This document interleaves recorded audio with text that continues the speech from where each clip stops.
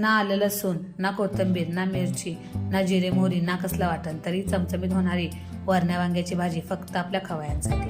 यासाठी मी कढईमध्ये तेल गरम केलेलं आहे आणि वरणं आणि वांगा एकत्र धुवून यामध्ये टाकलेलं आहे.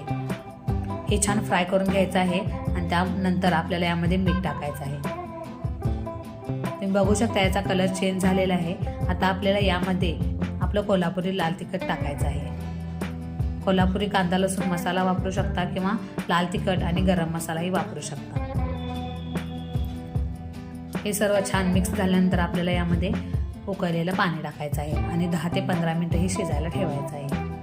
अगदी कमी साहित्यामध्ये होणारी चमचमीत भाजीची रेसिपी तुम्ही एकदा नक्की ट्राय करून बघा, तुम्हाला नक्की आवडेल. सगळ्यात छोटी कोथिंबीर टाकून ही भाजी आपल्याला भातासोबत किंवा भाकरीसोबत खायला तयार आहे. रेसिपी कशी वाटली मला नक्की सांगा. धन्यवाद.